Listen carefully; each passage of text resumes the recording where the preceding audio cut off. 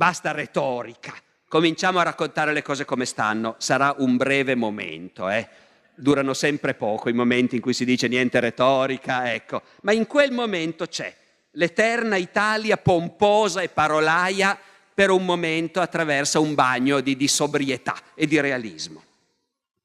E così nel novembre-dicembre l'offensiva tedesca e austriaca si esaurisce sul Piave e sul Grappa. E a quel punto i tedeschi dicono agli austriaci: siete contenti? Siamo venuti, abbiamo fatto quello che volevate, molto di più, li abbiamo ributtati indietro fino al Piave, adesso sono fatti vostri. A noi le truppe tedesche ci servono in Francia. Entro gennaio non c'è più un soldato tedesco in Italia.